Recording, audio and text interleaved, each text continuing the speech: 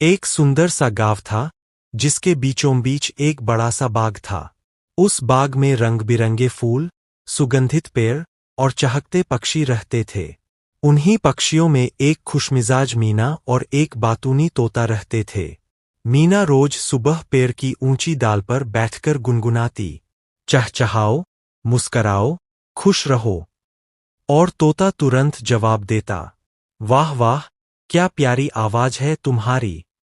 दोनों की दोस्ती देखकर पूरा बाग खुश हो जाता। वे साथ उड़ते, साथ खाते और बारिश के दिनों में एक ही पेड़ के नीचे छिपते। मीना हमेशा दूसरों की मदद करती थी, जबकि तोता कभी कभी शरारती हो जाता और दूसरों की आवाज की नकल करता, जिससे सब हंस पड़ते। एक दिन की बात है, बाग में एक नया शिकारी आया। उसके हाथ में जाल और दानों की एक बड़ी थैली थी। वह पक्षियों को पकड़कर बेचने आया था। उसने दाने बिखेरे और खुद पेड़ के पीछे छिप गया। बहुत से पक्षी लालच में आकर दाने चुगने लगे, लेकिन मीना ने तोते को तुरंत चेतावनी दी। देखो तोते, ये दाने कुछ अजीब लग रहे हैं। इनके पास जाल भी बिछा है। तोता हंसकर बोला, अरे मीना, तुम हर चीज में शक क्यों करती हो? ये तो बस दाने हैं। मीना ने उसे रोका, लेकिन तोता जिद्दी था। वह दाने चुगने लगा, और जैसे ही उसने एक दाना चुगा, जाल उस पर गिर गया।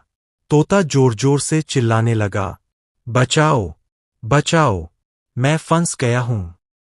मीना तुरंत उड़कर ऊपर गई और देखा कि शिकारी धीरे धीरे तोते की ओर बढ़ रहा है। उसके दिल की धड़कन तेज हो गई।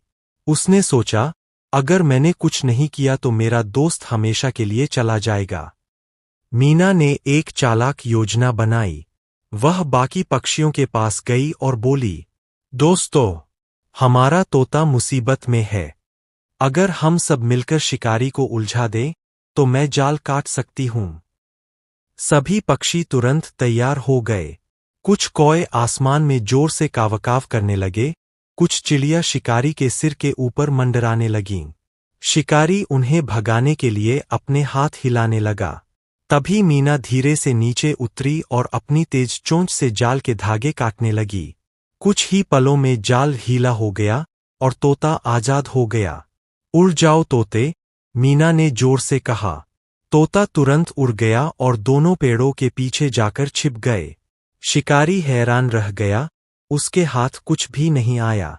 जब सब शांत हो गया, तो तोता शर्मिंदा होकर बोला, मीना, तुमने मेरी जान बचाई। मैं लालच में आ गया था। अगर तुम नहीं होती तो आज मैं कैद हो जाता। मीना मुस्कराकर बोली, दोस्त वही होता है जो मुसीबत में साथ दे। लेकिन याद रखो, समझदारी और सावधानी बहुत जरूरी है। उस दिन के बाद तोता बहुत समझदार और गंभीर बन गया। वह दूसरों को भी सिखाने लगा कि लालच और जल्दबाजी हमेशा नुकसान देती है। दोनों की दोस्ती और गहरी हो गई। अब वे केवल गाते ही नहीं थे, बल्कि दूसरे पक्षियों की मदद भी करते थे। बाग के सभी पक्षी उन्हें मिसाल के रूप में याद रखते। देखो, मीना और तोता दोस्ती की सबसे खूबसूरत मिसाल है। और जब भी बारिश होती, तो पेड़ों पर से उनकी आवाज गूंजती। दोस्ती सबसे बड़ी ताकत है। कहानी से सीख, मोरल ऑफ द स्टोरी।